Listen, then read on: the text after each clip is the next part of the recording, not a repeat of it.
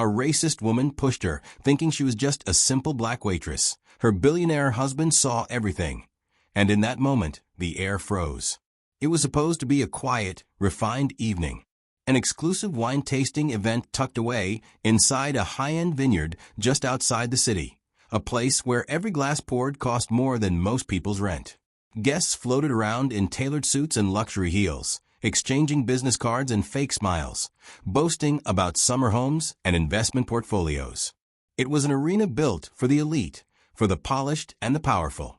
And she was there, standing quietly near a crystal decanter, dressed in a sleek, elegant black dress that, to the wrong kind of eyes, didn't scream wealth, it whispered servitude.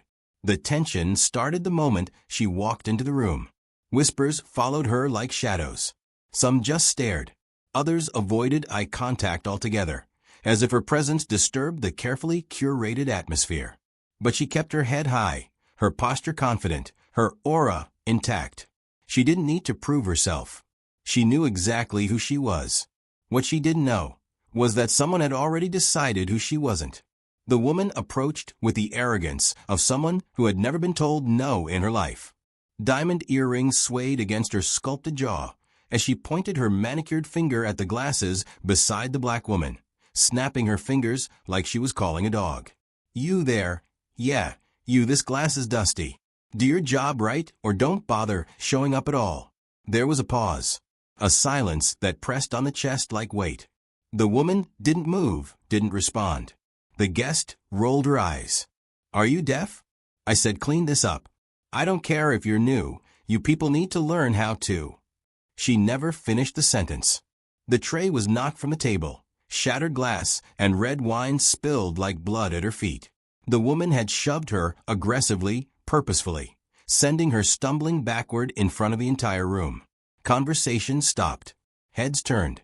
A few gasped, others watched in silence, the kind of silence that says, "I don't want to get involved." But someone was watching. Someone who didn't stay silent. Across the room, a man in an impeccably tailored gray suit, tall, composed, eyes sharp like cut diamonds, stood frozen for a beat. Then he began walking toward the scene, with a slow, deliberate pace that silenced everything around him.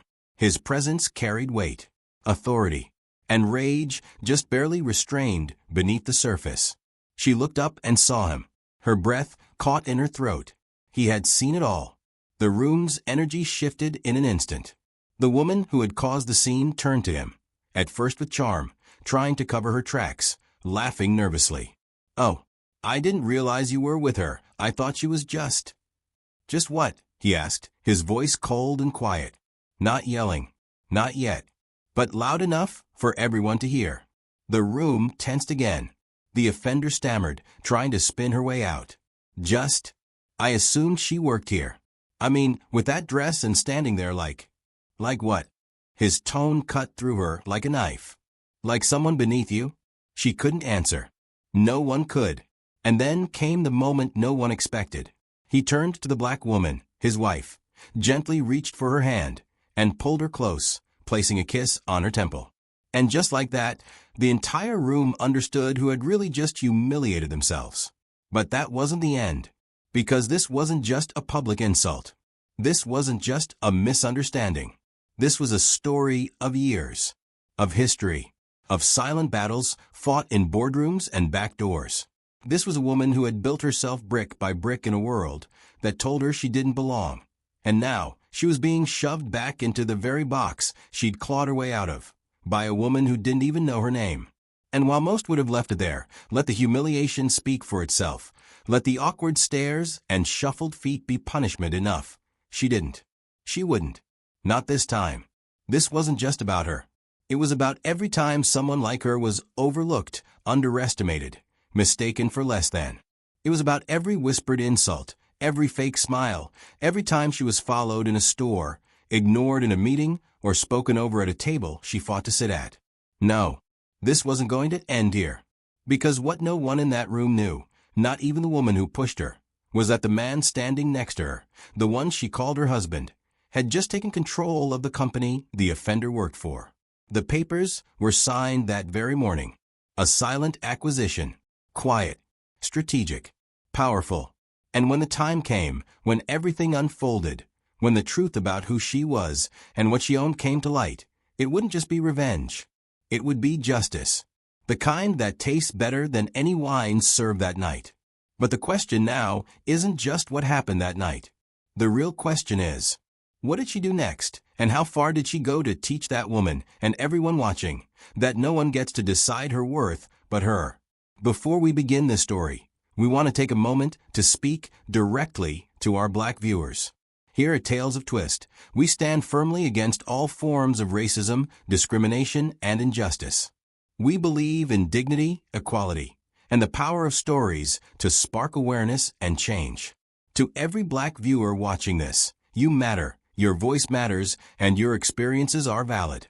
This story, though fictional, is a reflection of real pain and real strength, and it's told with the deepest respect. Enjoy the story. And if you believe in justice and powerful comebacks, make sure to subscribe to the channel and hit that like button. Now let's begin. She was used to being underestimated. From the time she was a little girl growing up on the south side of Atlanta, Keisha Monroe had been taught that the world wouldn't hand her anything. Her mother, a fiercely determined single parent who worked double shifts as a hospital janitor, always said, "Baby, you gotta work twice as hard to get half as far. And even then, smile like you own the room." So Keisha did just that. She didn't just work harder, she worked smarter. She listened more than she spoke, studied people as much as she studied books, and carried herself with a quiet elegance that made others curious and sometimes uncomfortable. By the time she graduated from Howard University with a double major in business and international relations, she had already interned for 2 major firms, created scholarship for underrepresented women in tech, and co-founded a nonprofit mentoring program for Black teenage girls in underfunded school districts. Keisha was not someone who chased approval. She chased excellence. She met Jared Lancaster at a corporate charity auction in New York when she was 26. At the time, he was already known as one of the youngest tech billionaires in the country, having sold his first startup to a Silicon Valley giant at just 25. What intrigued Keisha about Jared wasn't his wealth, it was his quiet intensity, the way he paid attention, the way he listened like every word mattered. Unlike the men who looked at her like she was either a trophy or a token, Jared saw her. Not the version of her polished up for public approval, but the woman beneath the surface, the strategist, the fighter, the visionary. They fell for each other fast, not in the way fairy tales are told, but in the way 2 people with scars recognize something familiar in each other. By their 3rd date, Jared had already introduced her to his private chef. By their 3rd month, he was flying to D.C. just to walk her to her night classes. A year later, they were married in a small ceremony on a rooftop in San Francisco, under string lights and surrounded by 30 people who actually knew their middle names. But not everyone was happy about it, especially not Jared's circle. Wealthy, mostly white, and raised in a world where Black women were either side characters or cautionary tales. Many of Jared's friends and former colleagues smiled in her face, but whispered behind closed doors. They made assumptions. She was a gold digger, a social climber, maybe his assistant, before she slept her way to the top. Never mind her degrees, her accolades, her TED Talks, or the fact that she had just been listed in Forbes 30 under 30. They saw her skin, her curves, her confidence, and they made up their minds. Keisha knew it. She saw the side glances, felt the awkward silences when she spoke in board meetings, noticed how they greeted Jared with champagne and her with polite nods or shallow compliments about her dress. But she also knew something else. None of them would ever stop her. Not with their stares, their whispers, or their exclusion. If anything, they fueled her fire. She had built herself brick by brick, and no amount of money or prestige could erase the woman who knew exactly where she came from and exactly what she was worth. Which is why when Jared invited her to the Davenport Hills wine estate for a private investor-only tasting event, an ultra-exclusive gathering for the country's top venture capitalists and elite entrepreneurs, Keisha didn't hesitate. She knew the setting would be saturated with microaggressions and designer perfumes, the kind of place where people smiled with their teeth but judged with their eyes. But she had grown used to being in rooms where no one expected her to belong. And she had a quiet way of reminding them, without saying a word, that she didn't need their permission to exist there. The estate was a 300-acre vineyard in Napa Valley, draped in old-world architecture and oozing opulence. The event was invitation only, and the guest list was carefully curated. CEOs, hedge fund managers, crypto bros pretending to understand wine, and women draped in labels, clinging to clout. Keisha arrived with Jared by her side, both of them dressed in muted sophistication. Jared in a navy custom-tailored suit with no tie, and Keisha in a minimalist black silk dress that hugged her body like a whisper. Her hair was pulled back in a sleek bun, gold earrings dangling subtly, her makeup soft but defined. She wasn't trying to prove anything. She was just herself. But still, it started the moment they walked in. The hostess checked Jared's name with a bright smile, then glanced at Keisha with a flicker of confusion, almost asking with her eyes if she was with the staff. Others looked past her entirely, as if her presence was an accessory. A few offered flat compliments, the kind that sounded like praise but were wrapped in condescension. "You look very professional. I love your hair like that, it's so contained." But Keisha remained poised, unshaken, sipping her sparkling water as they made their way through the tasting room. She noticed the layout, the vintage oak barrels polished to perfection, the curated selection of wines paired with overpriced finger foods, the violinist playing softly in the corner like a live soundtrack to privilege. She noticed the conversations too, talks of buyouts, of funding rounds, of IPOs, of divorces disguised as transitions, and vacations to islands no one could pronounce. She also noticed Claudia Whitmore, a name she had only heard once or twice, but instantly recognized from the tech world social gossip. Claudia was old money, blonde, thin, the kind of woman who believed in legacy and bloodlines, and made sure everyone knew her father had founded one of the biggest venture capital firms on the West Coast. She floated across the room with entitlement and champagne in her hand, scanning for faces worth her time. Keisha didn't expect much from her. What she didn't expect was how fast things would spiral. It started with a glance. Claudia looked at her once, then again, longer this time, and then narrowed her eyes like something about Keisha's presence didn't quite add up. Maybe it was the way Keisha stood, confident, comfortable, unbothered. Maybe it was the way Jared had stepped away for a phone call and left her alone, and Claudia didn't see a wife standing alone. She saw a server out of place. Keisha was holding an empty wine glass when Claudia walked up, heels clicking against marble, her mouth already twisted with irritation. Without a greeting, she motioned toward the spilled droplets of wine on the edge of the tasting table and pointed at Keisha's glass. "Can you take this and get it cleaned? This one has spots. I'm not drinking from anything that looks like it's been handled by amateurs." Keisha blinked, confused at first, thinking maybe she had misheard. Claudia tilted her head. "What, do you not speak English? Or are you just pretending to be blind and rude?" There was a pause. The kind of pause that punches you in the chest. Keisha didn't move. Claudia scoffed, rolled her eyes, and without hesitation, shoved the tray of wine glasses Keisha was standing near, sending them crashing onto the floor. Glass scattered. Red wine stained the edge of Keisha's dress. The entire room turned to look. And in that frozen second, Keisha didn't feel shame. She felt rage. Contained. Controlled. Burning beneath the surface, like lava under glass.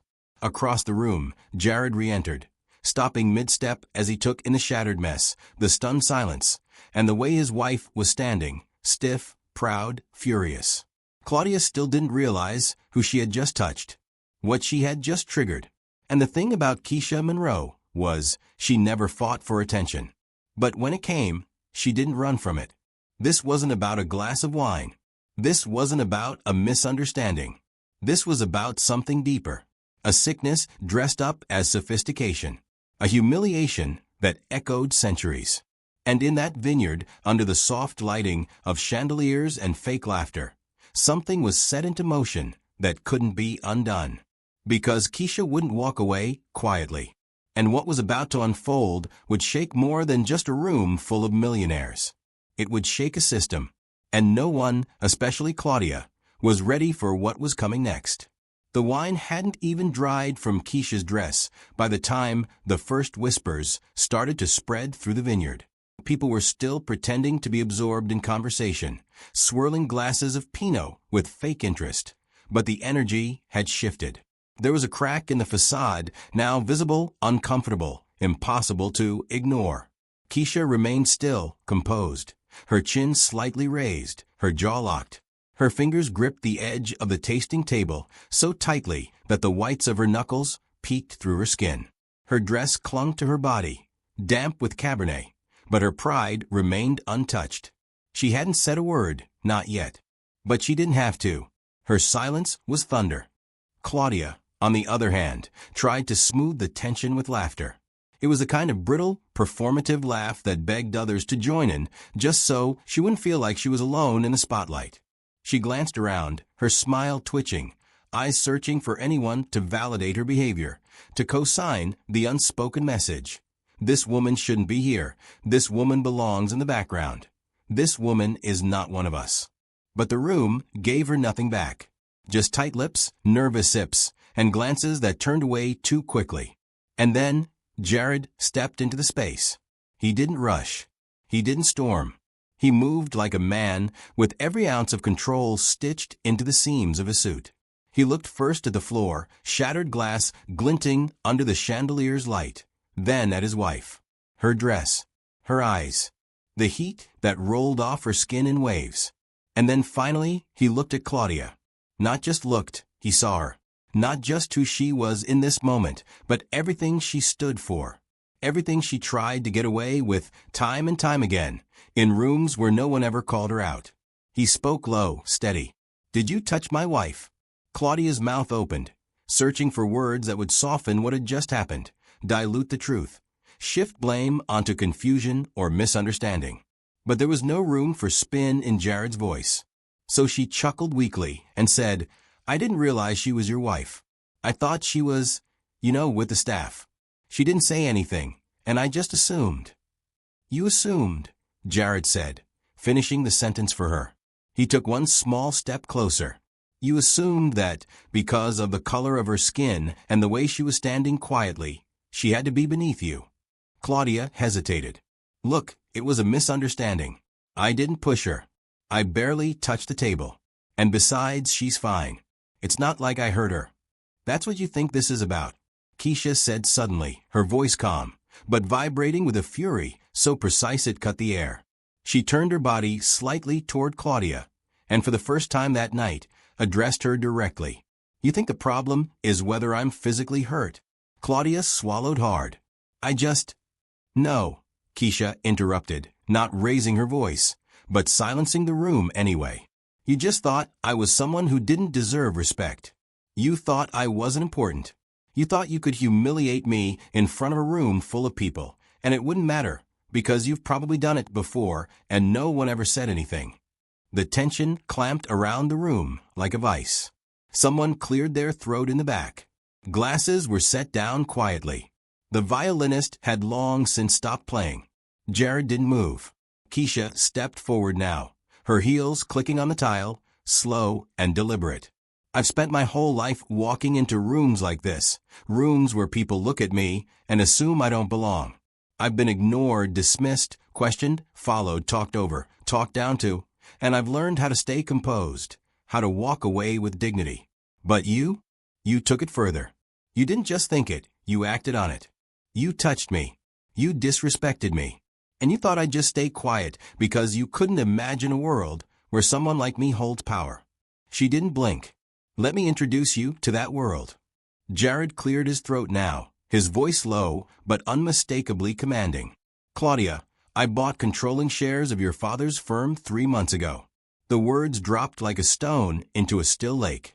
Claudia blinked, not sure she heard right. "You what?" "I'm the new CEO of Whitmore Capital," Jared said simply, his tone dry, almost casual. "Your father stepped down, and the board brought me in to stabilize the company. It was a quiet acquisition. I didn't need the press." Claudia's face paled. Her lips parted as if grasping for air that had suddenly gone missing. "No, that's not, he didn't say." "He doesn't have to say anything," Jared replied. The paperwork's been filed. The transition is complete. I now control every partnership, every deal, every hire and termination, including yours." There was a loud silence again. Only this time, it was electrified. "I wasn't going to say anything tonight," Jared continued, his gaze unwavering. "But then I watched you put your hands on my wife like she was disposable. And I realized you've never been told no. You've never been held accountable. And maybe it's time someone did." Claudia took a step back. "This isn't fair. I didn't know. I didn't mean anything. You're making it bigger than it was." Keisha let out a sharp laugh. "You didn't mean anything? That's exactly the problem. You didn't even think twice. You looked at me and saw someone who didn't matter. But I do. I matter. And now, for the first time in your life, you're going to feel what it's like to be small in a room full of people who once clapped when you walked in."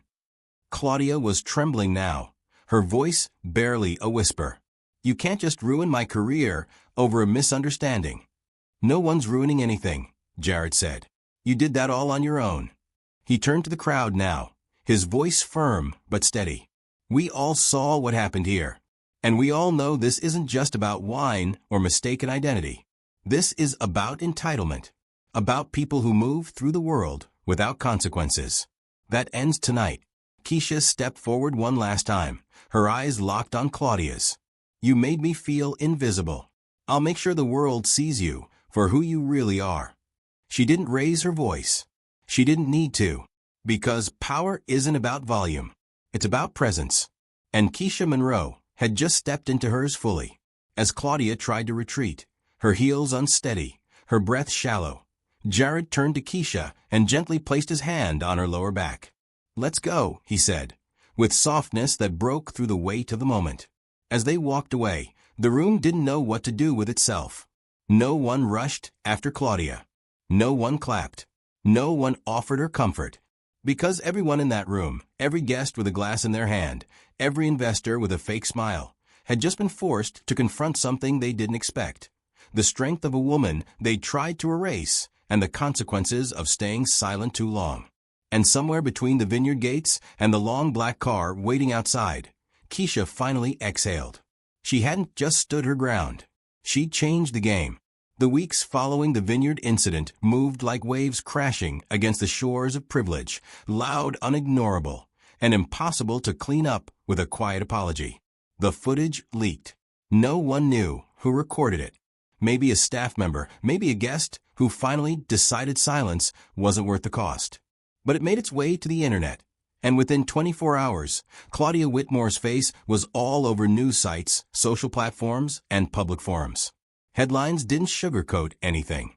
Heiress humiliates black woman at private event. Turns out she's married to the new CEO. The internet didn't hold back.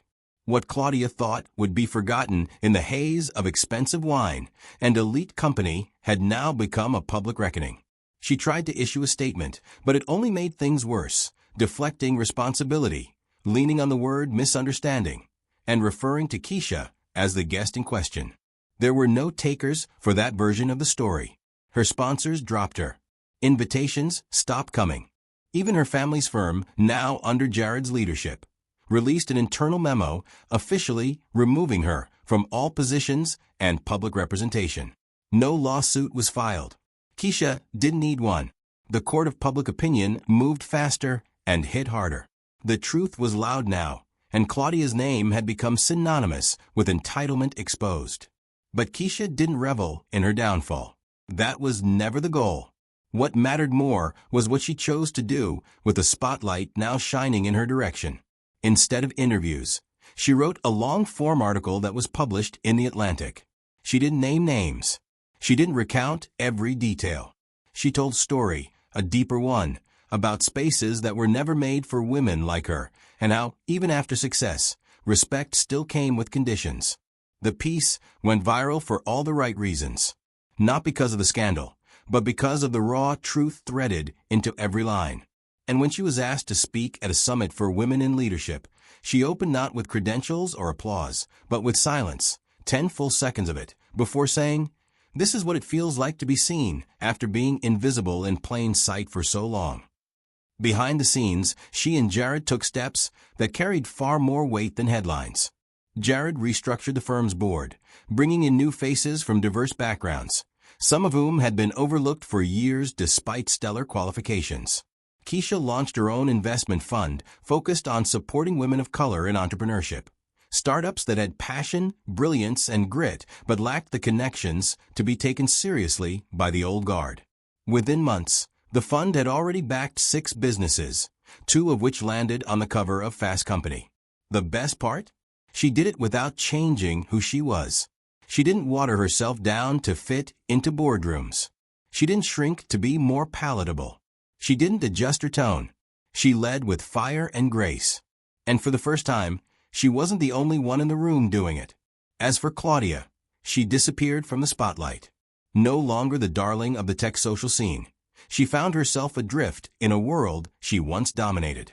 People didn't return her calls. Former allies claimed they never supported her actions to begin with. She made a few attempts at public redemption, tried volunteering, tried a podcast about rebuilding trust, but nothing landed. Her brand was broken. And in truth, the silence that followed was perhaps her greatest punishment, having to sit with the weight of her choices in rooms that once welcomed her with applause, now echoing with the absence of approval. Jared, steady and measured as always, stood beside Keisha, not in front of her. He didn't try to become the hero of her story. He simply amplified it. He kept his company growing, but more importantly, he used his influence to open doors for people who had always been knocking, unheard. Their marriage grew deeper through it all, not because of the headlines or the power plays, but because when it mattered most, he didn't defend her with noise. He believed her with silence and acted with purpose. That kind of love doesn't just survive conflict. It thrives in it. Their life didn't become perfect. It became intentional. Every event they attended after that, every table they sat at, every hand they shook, came with a different energy. People had learned not just who Keisha was, but what she stood for. And more importantly, what she wouldn't tolerate. She wasn't the angry black woman. She was the unapologetic one, the brilliant one, the woman who could walk into any room and make everyone else look around and wonder how they ever doubted her in the first place. In the end, Keisha didn't just get justice. She got peace. She didn't just prove Claudia wrong. She proved every silent observer wrong too. She reminded the world that power doesn't always look like noise or dominance. Sometimes it walks into a room quietly, waits for the storm to pass, and then speaks in a voice so clear and steady, no one dares interrupt it. And now I want to turn this moment toward you, the person listening to this story. How many times have you been misjudged? How often have you been made to feel like you didn't belong? How many rooms have you walked into with your head high, only to be made small by someone else's ignorance?